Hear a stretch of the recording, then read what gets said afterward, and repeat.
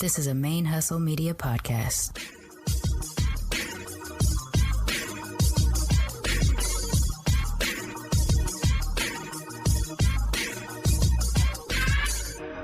Hello and welcome to the show. My name is Jackie O and you're listening to Militantly Mixed. Yo, this is Sharmane from the Single Simulcast. And when I'm not making you laugh or making up parody songs, I'm kicking back, listening to Militantly Mixed. ManeHustle Media podcasts are recorded on the ancestral lands of the Chumash, Tongva, Karankawa, and Hohokam people, and I wish to pay my respects to the people of those nations, both past and present. Hey y'all, welcome to Militantly Mixed, the podcast about race and identity from a mixed race perspective. I am your Sir Auntie, Sharmane Fury, and as you can hear from my voice, I'm still pretty sick, although I'm better now than I have been in quite a while. I started to notice that I was sick on the day that I recorded the discussion you're about to hear with my guest, Brittany. Actually, I woke up that morning and I could tell I was sick, and so I had warned her before we hit record. I'm like, I don't sound like myself. I feel the cold coming on, but I want to, have this conversation with you, and it's going to be great, blah, blah, blah. We had our discussion. It was wonderful, and then I immediately crashed. And that was the Tuesday before I was planning on airing this episode. And, of course, that whole week I was so sick. I was in bed the entire week. I never managed to get through an edit. So by the time last Tuesday rolled around, when I recorded that very brief message to let y'all know I was too sick to release an episode, I crashed again. That whole next week I was still in bed. Last Friday, I finally got wise to it and called the doctor. I am now on antibiotics. I was looking like I was on the direction towards bronchitis. So I was actually a lot sicker than I was giving myself credit for. I kept saying it was just a cold, but because I let it linger so long, that cold was turning far more serious. But in the last 4 days of being on medication, I feel so much better, although I still have a ways to go. It's probably going to be another couple weeks until I'm at 100%. But I'm so glad to be able to finally share this episode with you because Brittany and I had such a fun discussion.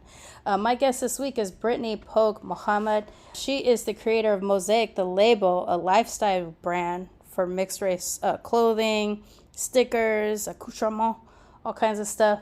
I've been wanting to connect with her for a while.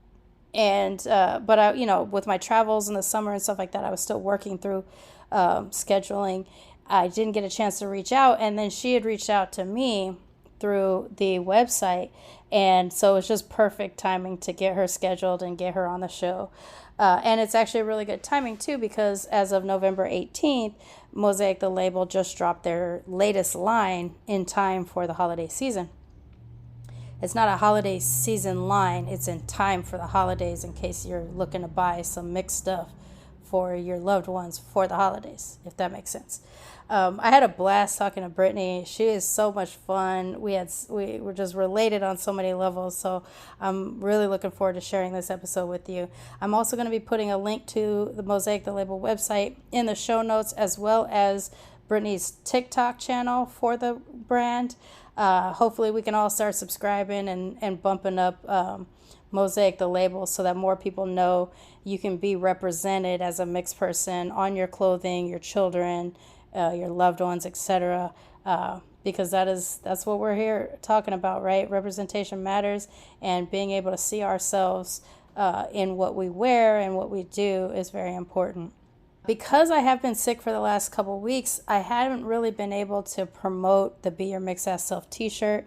And like I mentioned last week, because of that, I was going to leave it going for a little bit longer. I usually only kind of leave it up for a month, but the last half of that month, I wasn't even able to talk about it on social media outside of what I do on the show. So I'm going to leave it up for another 3 more weeks. So if you want to get it in time for the holidays for your loved ones, it'll be available on the militantlymix.com website on the merch tab, and you can still get a chance to pick that up. I finally got a picture from someone who purchased it, so shout out to Ivy. They sent me a copy of, or a couple pictures of themselves wearing the t-shirt, and I was really happy to see it. I don't know if they're going to post them online, but I know at least I got to see it, and that's exactly what I wanted. So if you pick up your shirt, make sure you take your pictures. If you post it online, hashtag it be your mixed as self, tag Militantly Mixed in. I want to see them. It makes me so happy to see those shirts active and out and about. In addition to that, we do still have the GoFundMe for Militantly Mix available on the GoFundMe website. You just have to search for Militantly Mix if you want to support our fundraiser that way. But even better than that, in the last month, Patreon has picked back up. And while we have lost a few patrons, we've gained extras, and it's leveled things out to where now we are officially at $420 a month on Patreon, which is $80 short of my goal that I've had for the last 3 years to get to $500 a month on Patreon. I want to shout out our latest patron, Bianca, for joining on a monthly subscription level. Thank you, Bianca. With your sponsorship, we have hit that $420, and I couldn't be happier. It'll make things so much easier going forward with paying for the monthly bills for the show to have that extra sponsorship. I'm really excited. Just an example of how getting to $500 a month or more on Patreon could be helpful. I already had this episode that you're about to hear recorded, but I hadn't had a chance to get through my edit because I got sick. And had I been able to have that $500 or more a month on Patreon, I would have been able to hire someone to run through an edit for me, so I could at least have kept the show active while I was sick. But because I'm still a one main show, I couldn't even muster having the computer at my bedside and try to do it. I was so weak. And for an illness that has now lasted about 3 weeks and is looking to be another couple weeks long, I could have potentially been out for 5 weeks, not on a hiatus, but just legitimately just because I was too sick. And it would be nice to achieve that level of Patreon sponsorship so that I could hire those support people that will make it easier for me to keep this show going when I'm not up to my 100%. So for now, I'm still a one main show, but one day if we keep, growing the Patreon sponsorship, if eventually the audience grows big enough that I can get external sponsorship for the show, eventually I'll be able to get those people in place that'll help promote the show on social media, help edit, or at least do a pass of the edit so that I feel confident releasing an episode even if I don't feel very well. That would be really nice. So if you would like to support the show, you can go to patreon.com/militantlymixed. That link is always in the show notes. You can subscribe as low as $1 a month to as high as anything you wish. You can also choose to do an annual sponsorship if you'd like, in which you pay all in one chunk. And every dollar goes back into the production and the maintenance of Militantly Mixed. And I just absolutely appreciate y'all who have come through to help support the show and keep us going. I see amazing, great future for Militantly Mixed, but I know that I can no longer make that future come to fruition on my own. I need a team and I need support of the listeners to be able to get there. So thank you so much to all the Patreon sponsors that are out there right now. I'm pretty wiped out already and I don't have much more to say, but without further ado, please join me in welcoming our latest cousin to the Militantly Mixed family, Brittany Pogue-Mohammed from Mosaic the Label.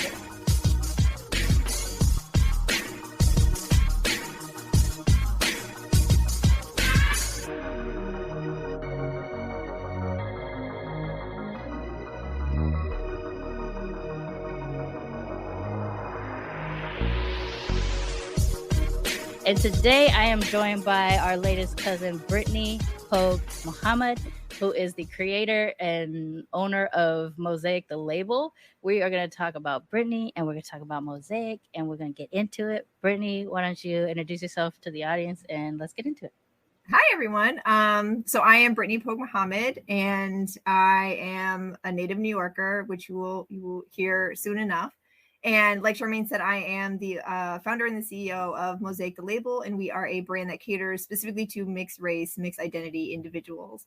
So all of our products are uniquely designed for our unique perspectives. And some of them are very overt and some of them are very subversive, just because we wanted a way for all of us to wear our mixedness on our sleeve every single day. So it's year 2 of it and it's going very strong. I have no idea what I'm doing because I'm a brand new entrepreneur. I've always been used to just working in the corporate world, which I still do.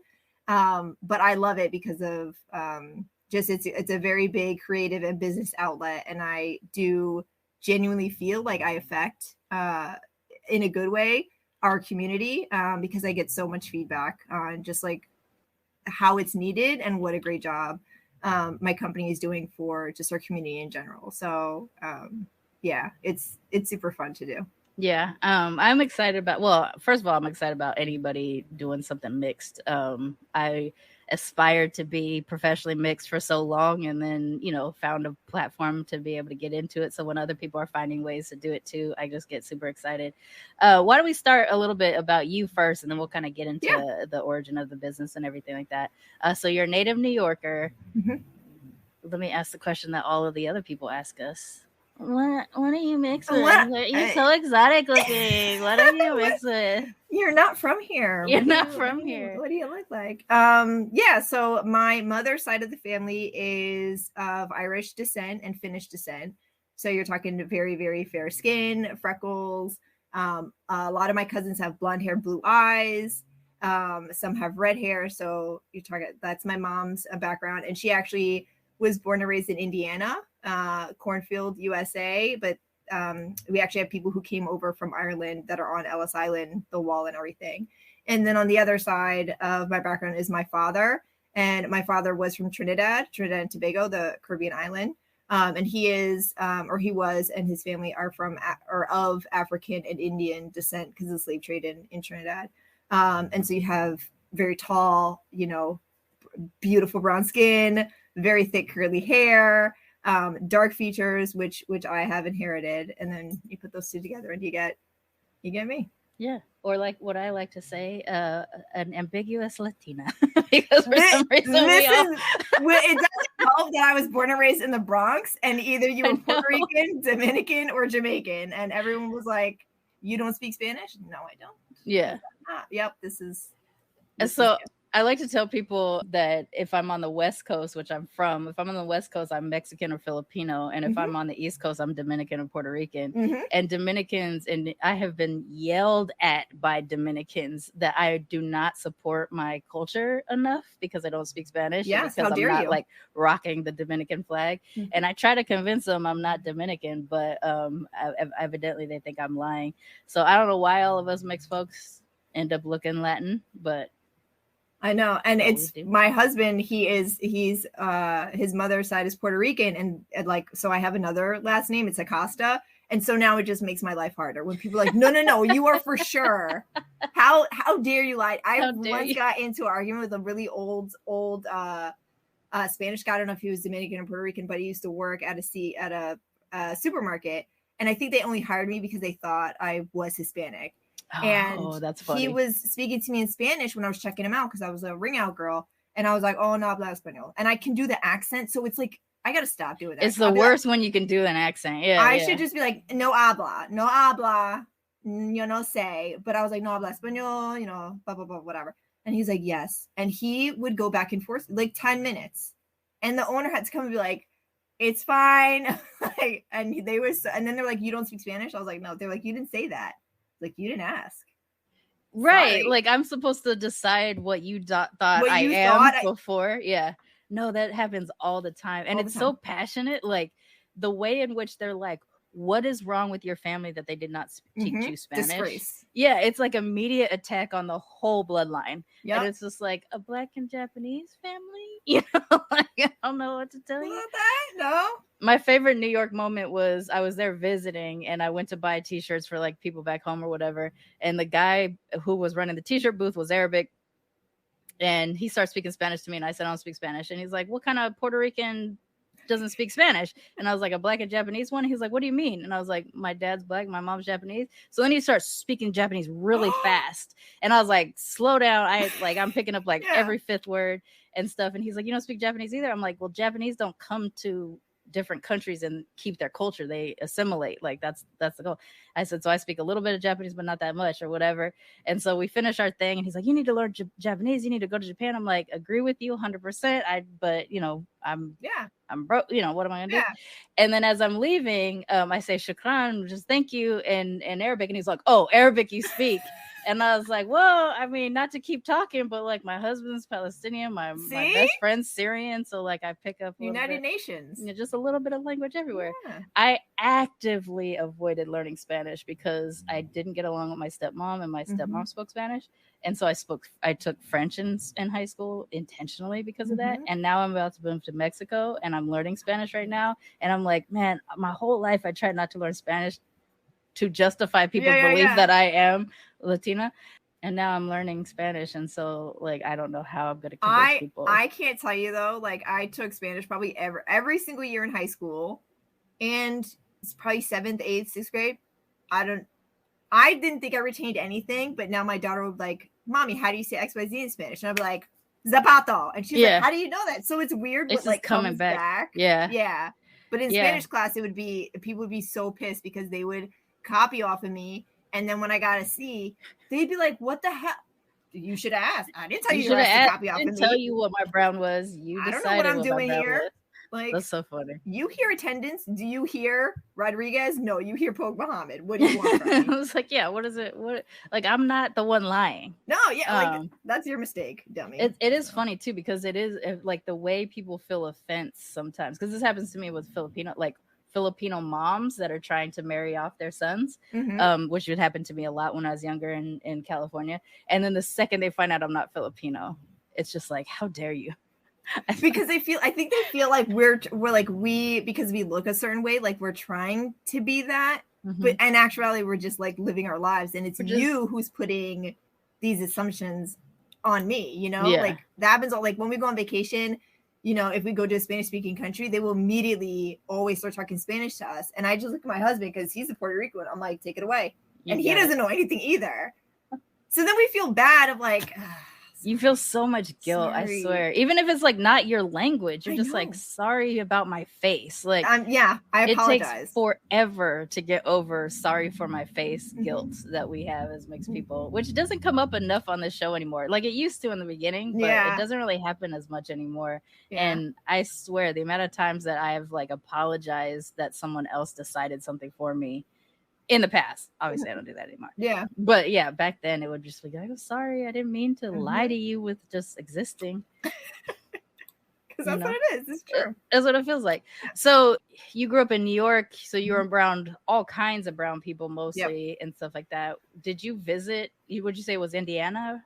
Yeah, Indiana. Did you visit the white people that you're related to regularly? Yes. Yeah. We were actually It was amazing because growing up, like I was born and raised in the Bronx. I went to high school in Queens. I went to college in Brooklyn, and I worked most of my career in Manhattan. And so I'm a city kid through and through, like riding the subways, all that. And then every summer my mom, because all her family's in Indiana, my mom was a weirdo. She never belonged in Indiana. She would wear weird things. She never fit in. And so the day after she graduated high school, she moved to New York and went to NYU because she just felt like that's where I belong. She'd never been there before, but she was like, I just know I belong there. She, lived in the village or whatever. So thank God, because I, born and raised New Yorker. But every summer we would travel to Indiana, and it would be like such a vacation for us because one, we had no money. So we stayed with family or whatever. Two, it's Indiana. What are you going to do? But just to be around trees and cornfields and like just hang out in a house, right? Because I grew up 6 people to 1-bedroom apartment, right? So to just have like my own little space for a week and see my family. So we were very, very close to my mom's side because I feel like it was because she wanted to see them also, because she didn't live near them. She didn't have that family support where if you have kids where you are from, then you see your grandparents and stuff. And so it was very important to her. So we always. But the flip side of that would be, we would stand out because my dad would stay home and it would be my mom with these 3 Hispanic looking kids, and then you have this weird thing in Indiana where all the brown people are the help. right? And so I would walk around when my cousins got older. I remember distinctly going to the mall or going to like an outdoor mall, whatever, and me walking with my, blonde-headed cousins, and they think like I'm their babysitter. And so I would speak a certain type of way to my cousin, like, get your ass over here. What are you doing? And you should like, and I would like, I was a teenager or whatever, or even younger. So I couldn't say anything, I felt like, because they're adults. And, you're raised a certain way. If you come from an immigrant family, like you don't do that. But I just remember like people looking and being like, you could see them doing the equations in their head. But me and my cousins, it just, like, that's who we are. We're blood, Right. And you don't learn how, as a kid with your monoracial, like you don't learn how to communicate to outsiders what this means. No, or it's not irregular to you. Yeah. Like that is that's my only sister. thing I know. We are like the most related you can get without being siblings. You know what I mean? Right. So it was weird. Like me because it's us three, and then my aunt's three, and then my uncle's three, and so I'm very close with the middle three because I've known them for their whole entire lives, right? Because I was probably like 10 when the next set was born, and I held them as babies, and I would walk, I'd stroll them around and stuff, and people would just be like, but then those kind of assumptions change, right? Then you turn into like, first you're the playmate, and then when you're a teenager, you're like the teenage mom. Like, why do you have this white baby? And then you turn into like the caretaker, and it's just like but you can't. It does not compute. It doesn't compute, and you just don't have enough time if you even wanted to, which I don't want to anymore. But back in the day, I want to explain it to people. You don't have time for it to register. No. And then I would do like I remember doing like little things to like put into the universe, like the relation, I'd be like, cousin, come over here because my aunt is going to be angry if you go into the street. Everybody, we are related. Don't call the cops. I'm not trying to steal this child type of thing. And I remember doing that and then being like, who gives a shit? Like, who cares what people think, But it would just be so. You care if there's a risk of cops. Like you and in Indiana, there's a big risk. Yeah. There's a big risk. Yeah. Where I grew up in Long Beach too, it was always like that. Like I've talked about it on the show before how if we were caught loitering, meaning hanging out at the park, they would pick us up and put us in the car. We'd be like 12, 13 years old, and they would drop me off at home because they couldn't distinguish what I was, but they would drop my dark-skinned friends off in the Mexican neighborhoods to go get beat up. And we're talking about 12, 13-year-olds in the time when we didn't have cell phones. Pagers were around at the time, but we didn't have cell phones. So they would end up getting beat. They would drop Mexican kids off in my neighborhood and black kids off in the Mexican neighborhood so that the neighborhood would do the work for the cops, right? And then I have this one experience where, and I do, like, my memory is really vague about it, but I remember me thinking the cop was Mexican and him dropping me off at the house with a white partner. And when my black dad opens the door, the look of regret on the cop's face that he brought me home, like that I was one of them and I should have been dropped off with them, and that we're children. Like, I can't stress enough that we're 12. Like, I don't have breasts yet, like all this other kind of stuff is happening, and they're thinking about us as grown-ass people that need to get our ass whooped just because we're brown, So it's a real thing, and it's crazy that we learn how to do that, I mean, in some cases parents have the talk with you, but sometimes you just figure it out. Like my aunt, cousin, our shared relative is going to be met. That's ridiculous. That happened to me in England too. When I went to England with my white cousin, and we were in the countryside. So if you're in London, you see brown people. If you go to the countryside, you do not see brown people. And so people would just ask, like, what's going on here? Yeah. Because he's like 12 years older than me and stuff like that. And it's like, what do you mean? They're like, why are you guys together? Like, just straight up ask. No problem. Just straight up ask. And it's like, well, we're cousins. That doesn't make any sense. How does that happen? My nan and his nan are sisters. Nan, and they're like, how? But this still doesn't make sense. And so, like, it kept happening. I got so frustrated at one time. I ended up saying, my nan, yeah. His nan, yeah, sisters. Okay, my nan fucked a black dude. Like that, and then my cousin was just like, Sharmane, and I was like, listen, You you don't have to deal with this. I have to deal with this. And like, you don't realize how much it's happened since we've been on this trip together. And by that point, I was done with like, well, it's cute. Our grandmothers. I would say at first, like, my nan went to the States and his nan went to Australia. And that's why we have different accents, but whatever. But after a while, it was just like, my nan fucked a black dude. That's all you need to know. That's all that, I mean, that's common denominator, right? That's what you want to hear. So yeah, I was like, that's the question you're asking. So let me just do it. So that's a really frustrating aspect of like, especially when we're mixed with white, because I do like, I say I'm black and Japanese mostly because that's the cultures that I mostly grew up around, but I do have a white part of my family and they're from England, and there's only one of them I grew up around. But yeah, it's and I feel like so much of it like I love talking to other mixed people, because so much of it you don't realize until you start talking about it, because a lot, like you're right, a lot of it is you just learn as you go, and you just like you just have these mechanisms that you have, and you don't even realize you have them until you start talking to other people, and you're like, oh shit, you have those mechanisms too. Because I didn't, I knew that obviously me and my cousins looked extremely different, like on the completely different spectrum. And I, now only talking to you, I'm like, oh shit, I did used to do that. Like, and and then when you have kids, you still kind of do it also. And then there's also there's the spoken stuff, right? And then there's the unspoken stuff of like the look back when you pass. And I would always look back to see who's looking at me, because they would always look back. And then, as you get older, what does it transition to, right? Because before it'd be me and my father, he kidnapped me. And then it went into, he's my boyfriend, right? And there were multiple times where I think he knew what people would think, but he also just did not give two shits. And he would just curse people out because they would like look at me and he'd be like, this is my fucking daughter. Like, what? Did your mom ever get congratulated for adopting brown children? She would get it would always be the same formula. Well, one, she was one of two white people on our whole entire block. One of two. The other one was an older lady, sweet as hell. She was one of like the original Bronx people, like that just never left. Apartment, And then there's the other one, the mom over there. So she was always the minority. Always. It was never us. We fit in perfectly, like no problem. Nobody ever asked questions, nothing. But it was always like, who's that? That's your mom?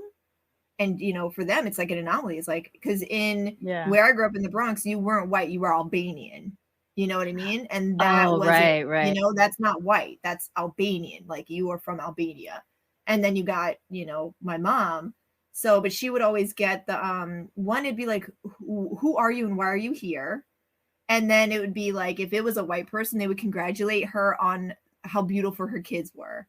And then they would never say like that oh my God, your kids are so beautiful. And my mom would be like, yeah, thanks. Yep. Great. Cause she knew what was coming. Like, would you care to elaborate, on that compliment? And my mom was like, no, I'm good. I don't know. I don't want to. But, it's one of those things that I think it was her that stood out more. And they were trying to compute, why are we with her? And why is she in the Bronx? Yeah, that makes sense. And less like, how'd you get these kids? It was kind of like, why are you with them? But then it'd be the same with my dad. Yeah. But my dad was an anomaly because he was one of the few dads that I knew that stayed with his family. I was one of the few people I knew that had, one, that knew my dad, two, that had my dad actively involved in my life, three, that he lived with me. It was that's a rarity. Yeah, I also have that too. Yeah, when I was a kid. So people are like, who's that? I'm like, that's my dad. He lives with you? My dad would also beat my ass if I got in trouble. Like that's how involved he was, like he so it was very weird. But for like different reasons. Yeah. No, that makes sense. Cause if you were on any other side, like if you were more like in Manhattan or something like that, you might be going down the street and someone might congratulate your white mom for having adopted brown babies, which has come up so often, especially in the beginning of the show, where it's just like, wow, people are just wild. With you like growing up that way, plus you staying. See, I feel like New York is an anomaly in terms of mixed folks in general, because like almost everybody is kind of mixed, because you're not just where you're from, you're also a New Yorker. Like you might be on the Puerto Rican part of town, you could be kind of any race, but mostly Puerto Rican people there, but you're a New Yorker. So like you have a pass in participating in the culture in a way that like outside of New York doesn't really happen. So then on top of it, to be mixed and a New Yorker and from all these different places, like it's just different. Like every time I'm there, I feel a lot more like I don't have to answer many questions as I do anywhere else in the world. Mm-hmm. And if I'm answering questions in New York, it's literally just because someone decided I was Puerto Rican or Dominican. Yeah. And me clarifying. Yeah. And a lot of times, especially in New York, people, they know how to ask. If you're a native New Yorker, you know how to ask. And it's usually because they're very interested. Like it's usually, this is what happens all the time. And I know it is they'll hear a certain thing or they'll see my name and they'll ask me a specific question because they want to find out if I'm Trinidadian, because they want to connect. So it's funny that you say it, Sharmane, because if you heard, I will always say like, yes, I'm Irish and Trinidadian, but I'm a native New Yorker. Cause that is that's a huge layer that I think is above and beyond like my genetic makeup. It is being a New Yorker is like, it is literally part of your DNA. It is like who you are. One of your cultural elements. Even if you're a monoracial New Yorker, you're multicultural because you are also a New Yorker. Mm-hmm.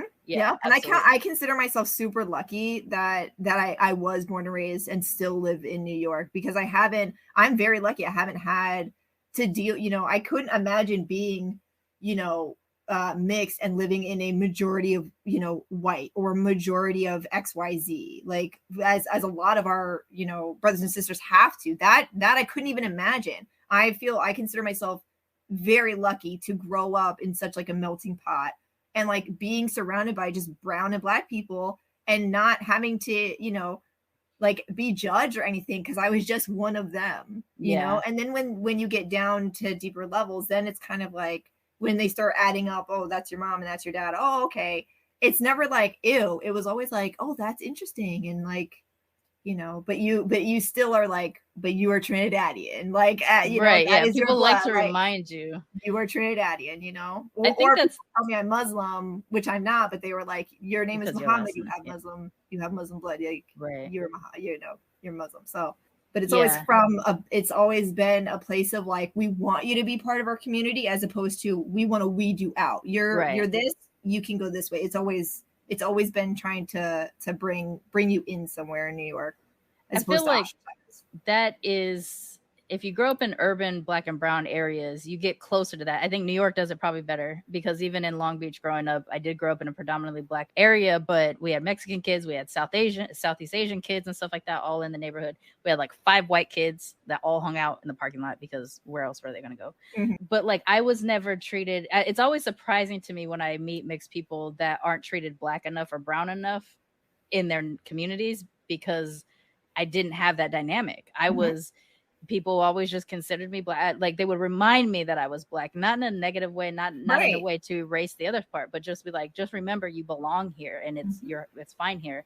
And the ways in which it would come up, it would be like, if something I said didn't code right, which wasn't often because I grew up in the same neighborhood, but if it didn't, they'd say, oh, she's got a Japanese mom. And then that would be the way of someone being like, oh, okay, got it.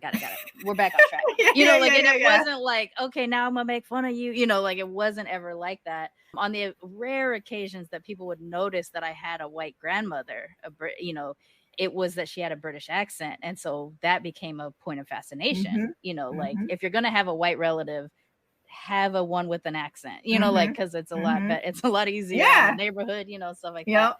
But then I started doing this show and I'm talking to like kids that grew up in the suburbs, and even if they grew up in like a Black or brown suburb, the not brown enough, not Black enough thing would happen to them, and that just didn't really it didn't really happen to me. I definitely have the not Japanese enough thing, but that's because Japan is very monocultural, mono heritage, mono everything, So it's interesting. It's always easier to relate to other people who grew up in like urban environments around Black and brown people, because we are just like, we get that there are moments where we're going to be divided, like soccer, something like that, like a World Cup or something like that. But for the most part, we're existing in a very similar environment, and so it's really not that bad. LA had a brilliant strategy, LAPD, in dividing us further. So there's a lot of segregation amongst different brown people in LA and stuff like that. But it's just different than I think what the suburb mixed kids end up experiencing. Because I mean, the way in which, like, I don't take offense that Dominicans want to own me so much. Yeah. It just feels like they want, like, they're just like, there's something about you. They want to welcome. They want to just welcome you. Yeah. Like, I know it's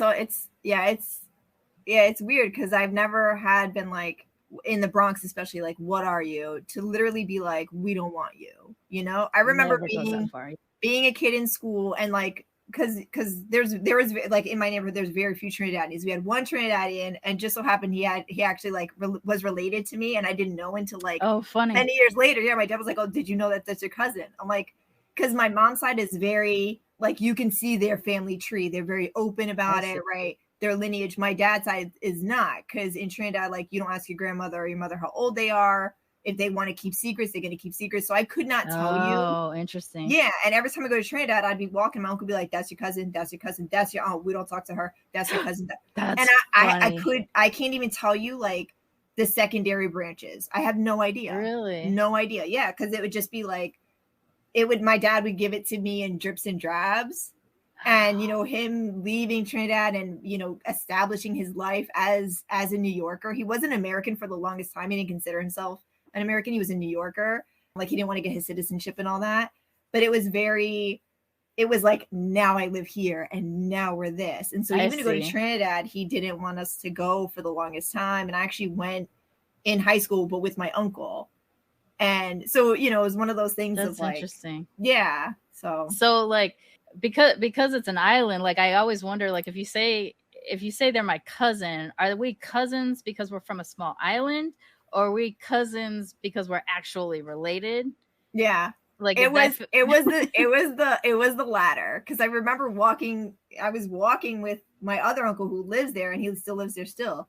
And we were just walking. He was like, that's your cousin. And I'm like, what are you talking about? He's like, see that lady? And I'm like being like, you know, but not like approaching and being like, hey, introduce. She was on the other side of the street, you know.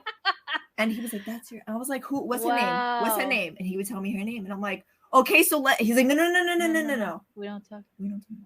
That's why. Okay, I need to know more about this. But that's all I got. That's all I got. So wild. That's all I got. Yeah. That's so it's like, I don't even know who and what all and or anything like that, just because they were very, like, my dad and his siblings only knew what they were told.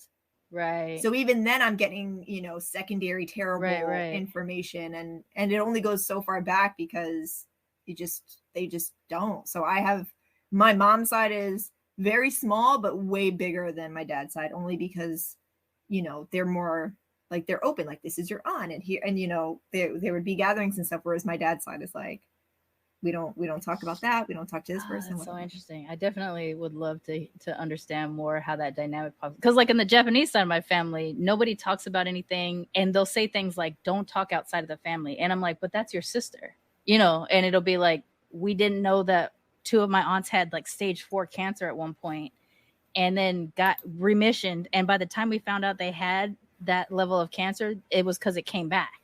And it was just like, okay, how did this many cancers happen before we found out? Because we don't talk outside of the family.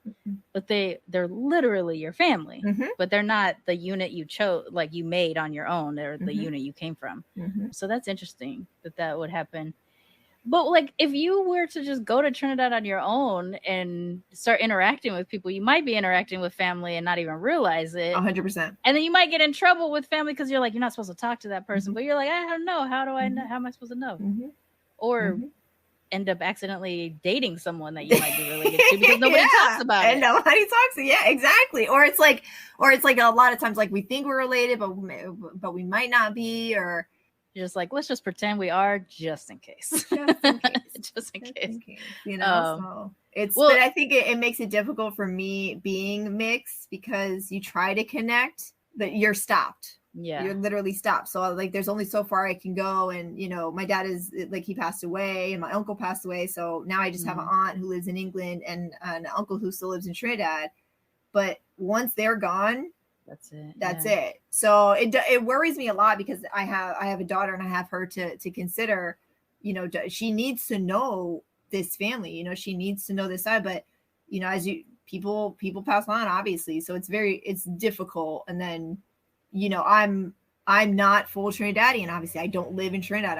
I've never lived there. So for me, it's like the only word I can think of is like dilution, but that's like to me, that's not a good word. But it's like you're a step removed, right? So I can only teach her what I know about Trinidad from my experience, but I can, pull from history and pull from, like actual events and stuff like that. So she'll ask me all the time about Trinidad, and I'll tell her, and we're definitely going to go when she's older, because crime is not great there right now. So like we're not going anytime soon, but obviously when she's older we will. But to me, that's a very big struggle, is like, when I go there, who will I know? I don't even know my own family history when it comes to that, because there is the thing that my dad's side prides above everything else is privacy. Like, do not ask a question. Do not, like, why you want to know my business? Why you want to know my business? Why you know my business, right? Like, and it's so weird because when your family, especially when you come from an immigrant family, like they left home for whatever reason they left, whether it's trauma or expansion or whatever the thing is, that's the past for them. Yeah. And as American born people, like, I think we feel like we need the connection because we just don't get it. There's not enough of a centralized culture, I think, to make us feel like this is where we're from and it's fine. I definitely don't feel American enough for that to be the only story. I need to know what happened in Japan. I need to know what happened 100%. In England. I need to know. And I feel like when you try to address your family members that are from other places, that they're just like, it's such an American thing for them that it's just like, just leave me alone about it. And for me, I'm just thinking, what's going to be lost though? If I can't get you to talk, what's going to be lost? Yeah. And I mean, for me, it's already lost because like my dad passed, if my kid is 5, he passed 6 years ago, maybe 5 years ago. But it would be one of those things of like, he would say offhanded comments, and that's how I like get the kind of details. So, over the 30 years, I'll get these little things. But I remember him saying something like, I don't even know my own mother's age. And I'd be like, I'm American. So they're like, how do you not know that? Because Americans are in your face. And he'd be like, you don't ask that question. Why would you ever ask your mother how old she is? And he's like, so when she passed, no one knew. No one had any idea. Couldn't even find her papers. Yeah, the not finding papers is a real thing. Because I know like we have a gauge of how our great grandmother, we have like gauges, like we think she's around this age or whatever. But yeah. Like it's disrespectful to know. It's disrespectful, right? And you're like, oh, but Dad, like how? And because you wonder, like, what is, Americans are or Westerners in general are very driven by legacy and legacy through your children and stuff like that. Well, for me, a person who doesn't want children, I view legacy through like what I create, and part of what I create involves the people that I come from, and I want to be able to preserve as much, because these people are going to be lost to history, whether it's my history or real history. It's going to be lost. And, anything that I can pull together, I would like to be able to do that. I didn't realize how like important, like I knew it was important to me. It's always been something I've been interested in, but I didn't realize how important it was to me until recently.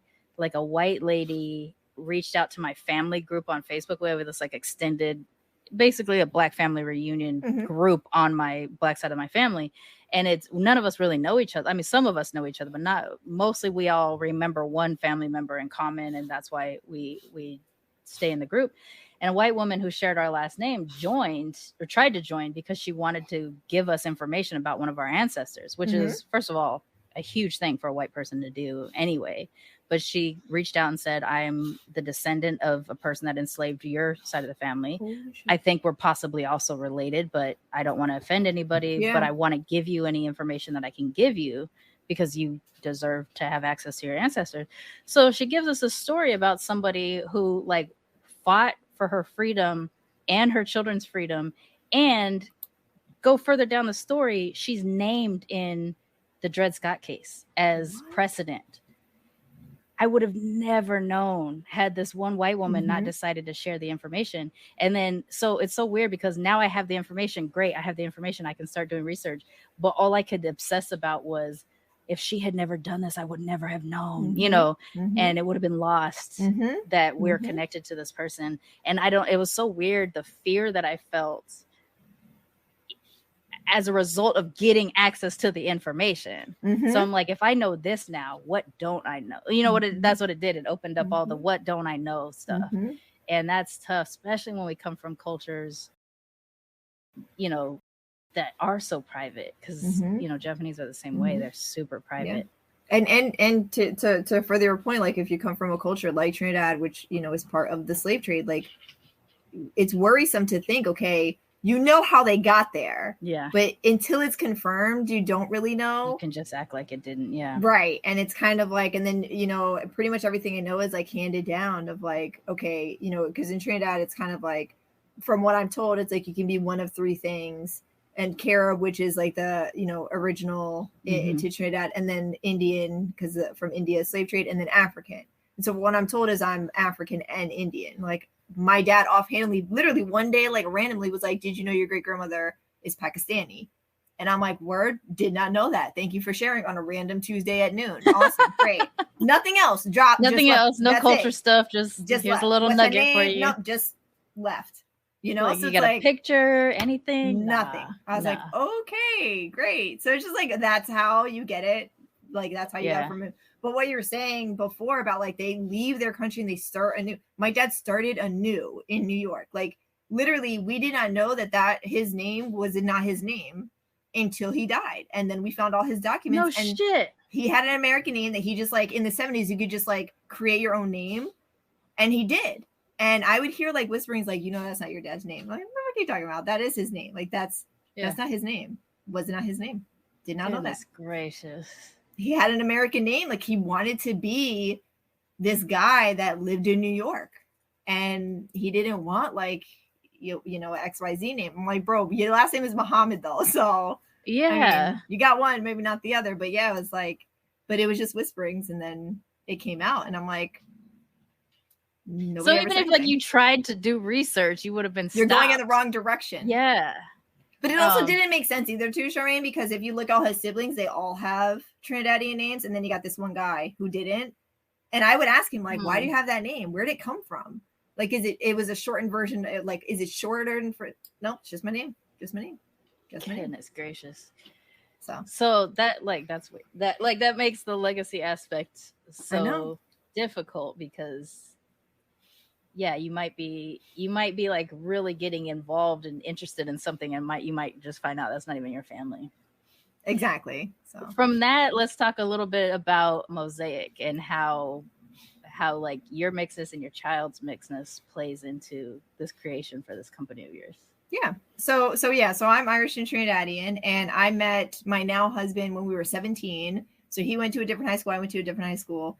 But his best friend went to my high school. And anyway, we randomly started, like, we met one day when we were 17. And his father's side is Black and his mom's side is Puerto Rican. And he was raised with his mom's side.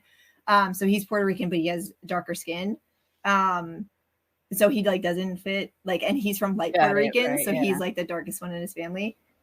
Like, does not compute moment. Anyway, we've been together since we were 17. I'm 36 now. We had our daughter 5 years ago. So she's all of the things. She's all the things. But for me and my husband, we are very mixed people, where it's like, there is this side, and then it's you in the middle. Right. Yeah, so absolutely. So we are very mixed people, and we've always talked, like, it's been the number one thing. Like, I think that was like the first thing that someone had said, like, hey, did you know she's mixed too? And he's like, what? And then we would just start talking. Like, that's the first hour we met. Man, and those are the best moments. It was great. It was great. But I think that was, you know, and then we found out and then it was just an avalanche of like things that were very similar on, but that was like the tipping point, because you immediately connect on that. And then it makes sense. Like, oh, that's why you look that way. And, you know, XYZ.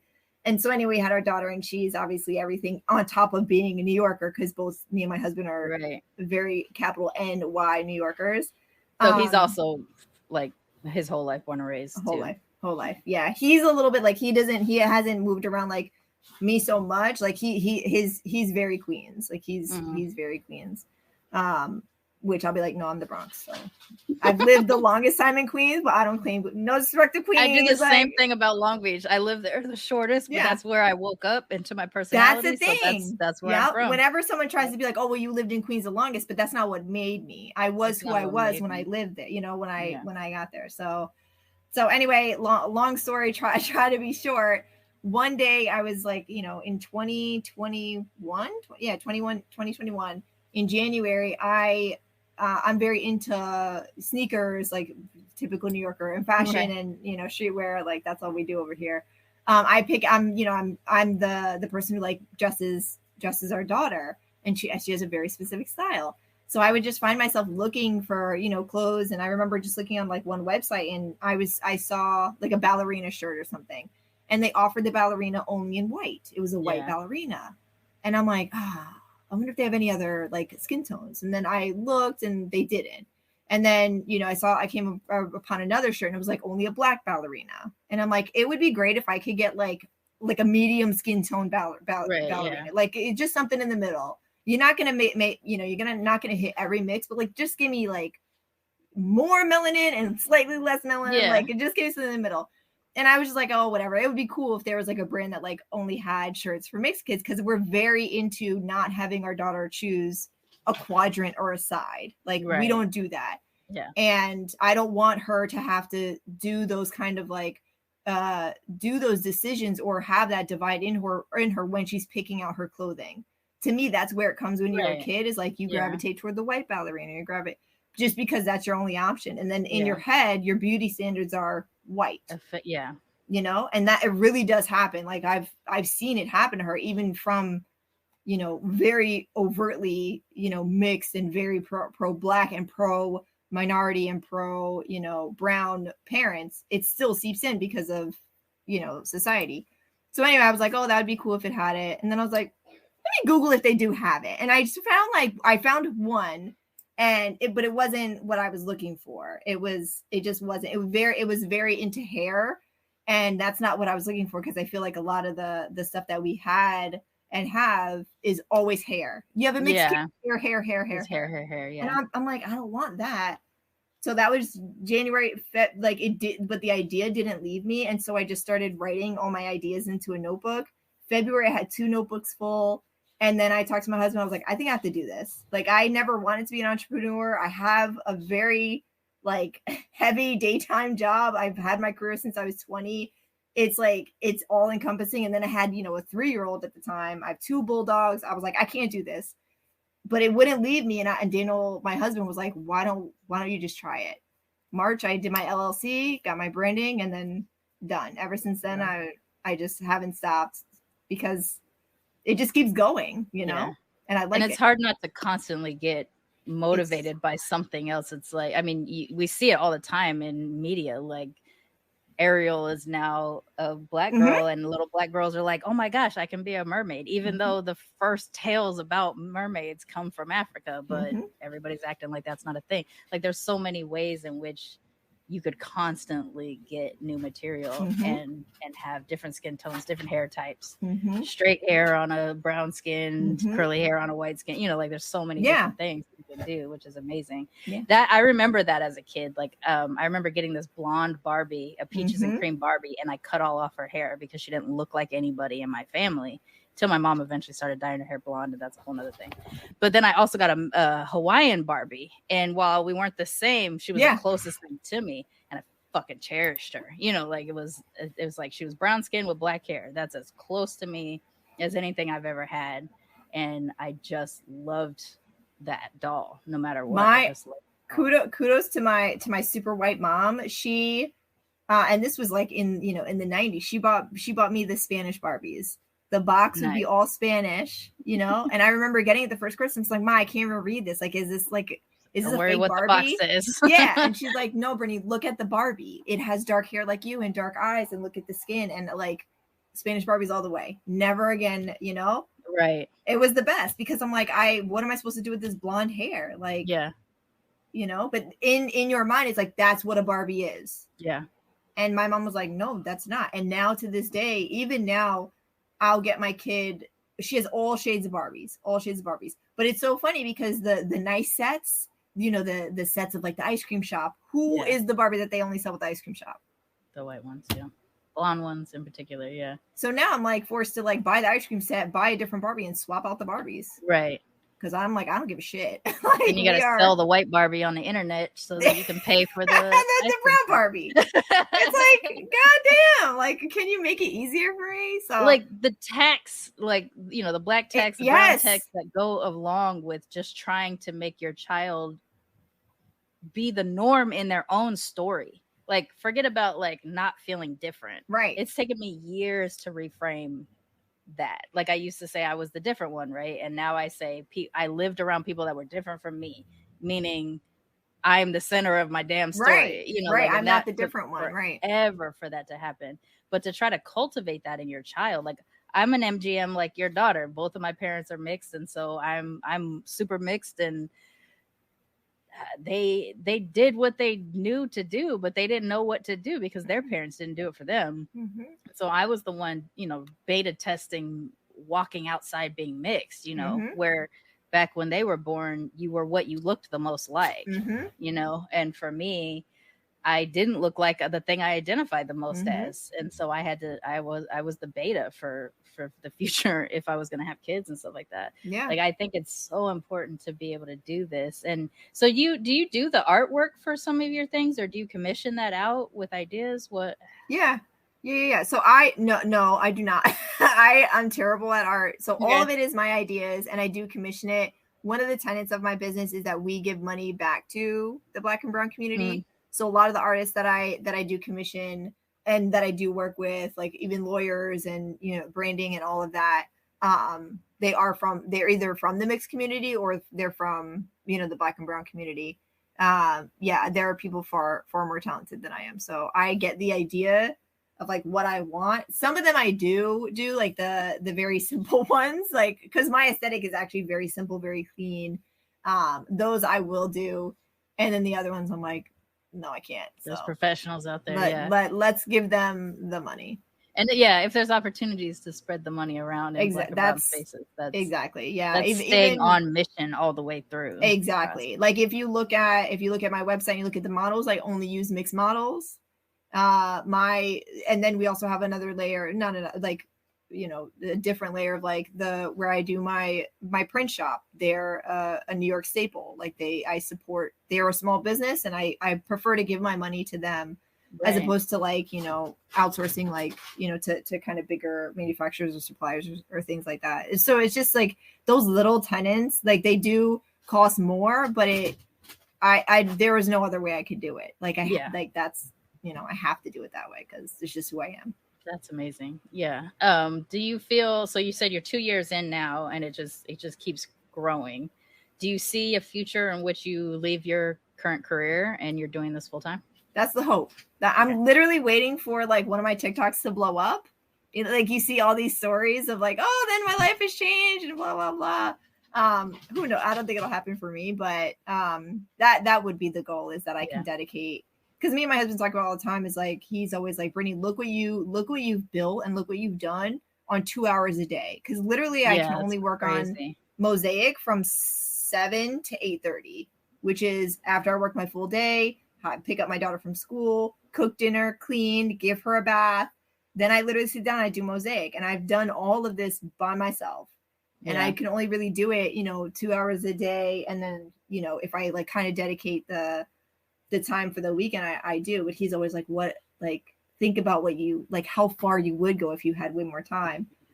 But, you know, financials, like, I can't, I make a good living and I can't walk away from it. Yeah. You know, but I think if something happens that's out of my control, I don't think I'd ever go into another job. I would just dive headfirst into Mosaic, because that does sit with me of like, how much further could I go? But I'm also not in a rush, right? I'm trying to build something that I can pass down to my daughter, and my daughter is able to see that I do work for a company and a corporation, but I also work for myself.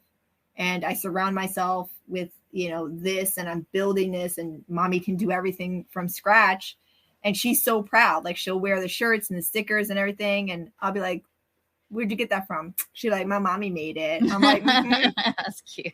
She like tells everybody, like, you know, so my biggest fan club is my family. They pass out business cards and all that. So, but it keeps me going to see that she can see me, you know?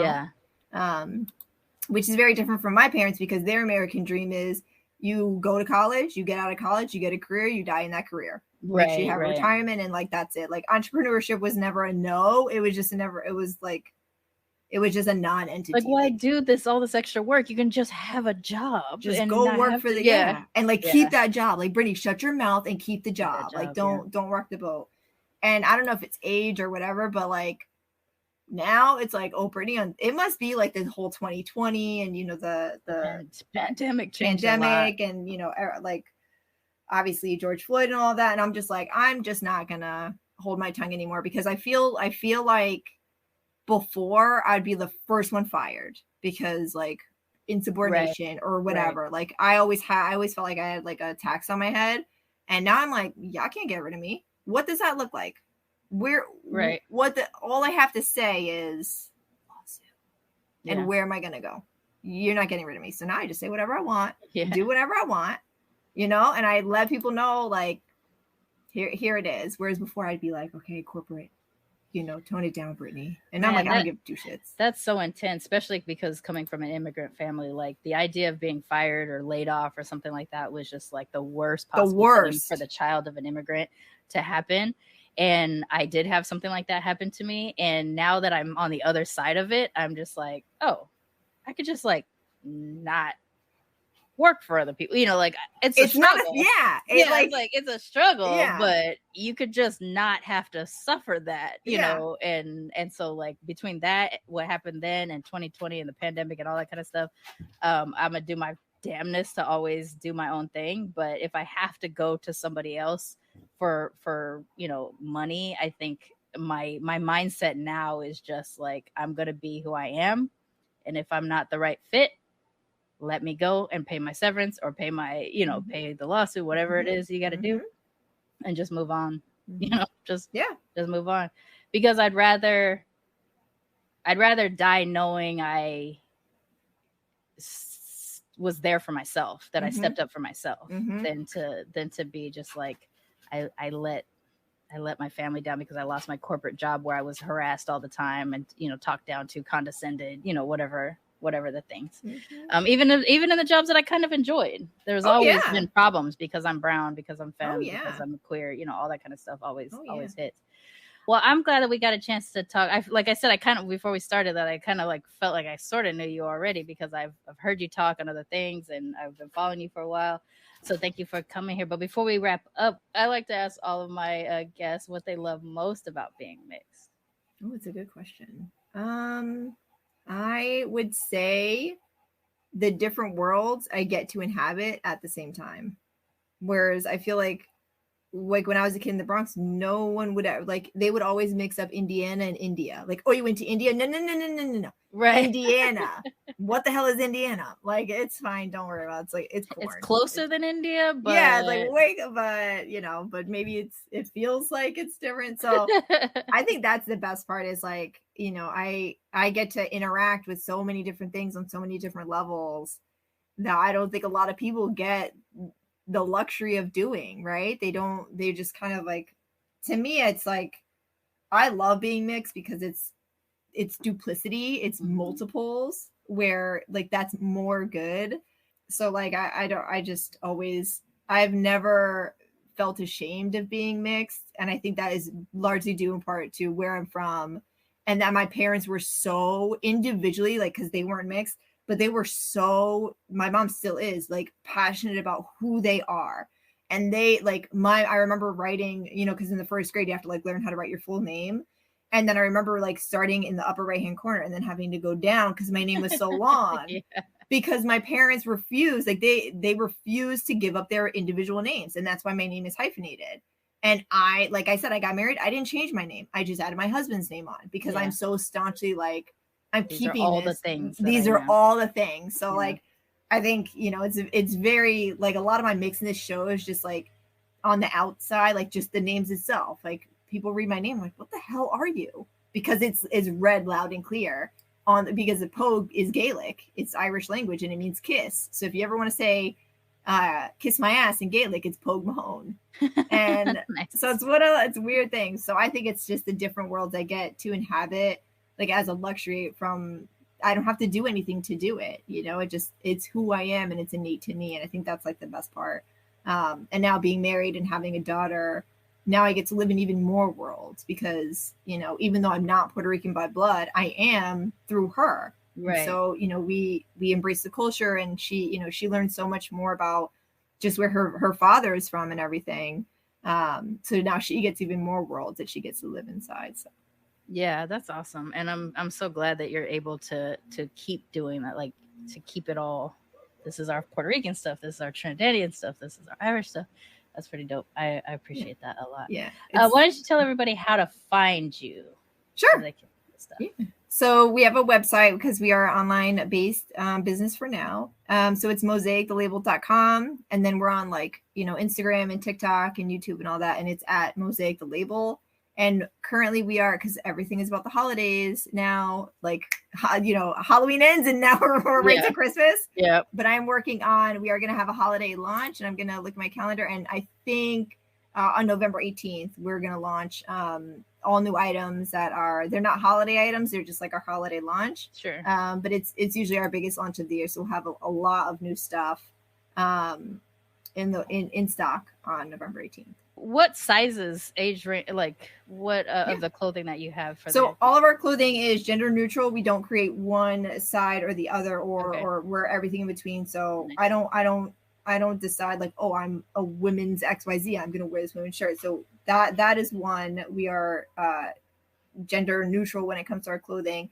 And then it depends on the item, but some of our stuff goes from extra small to 3X and then kind of everywhere in between. We do run for all adults, and then we run for youth. So it's like youth, small, medium, large. And then we have a lot of toddler sizes, just because when I started creating my line, I created it with my daughter in mind, and she was a toddler at that point. So and then we run the gamut in apparel and then accessories, and we're getting into homewares, and it's just a lifestyle brand. So however you want to show your mixedness, you can through any number of our items.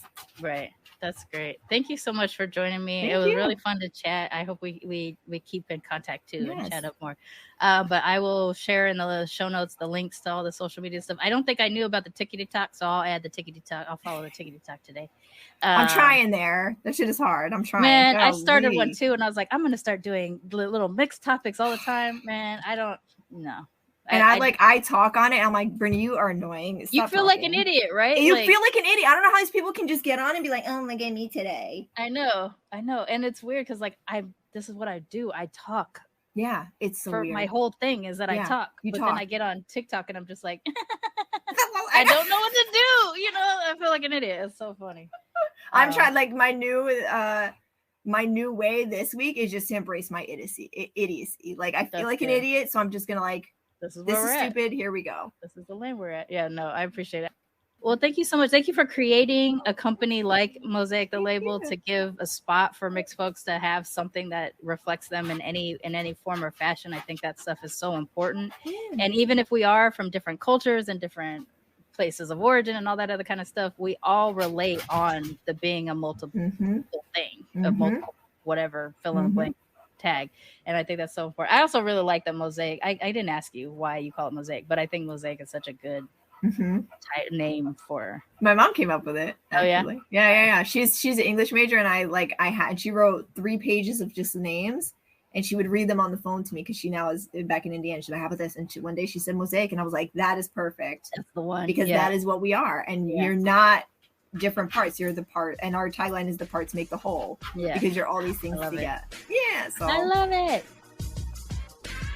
Militantly Mixed is a ManeHustle media podcast, produced and hosted by me, Sharmane Fury. Music is by David Bogan the One. You can follow us on social media on Twitter, Instagram, and Facebook at Militantly Mixed. If you'd like to become a sponsor of Militantly Mixed, please go to patreon.com/militantlymixed for monthly sponsorship, or paypal.me/militantlymixed for a one-time only donation. And if you like what you hear on Militantly Mixed, please subscribe, rate, and review on iTunes or wherever you listen to podcasts. And don't forget to be your mixed-ass self. ManeHustle Media. Turn your side hustle into your main hustle.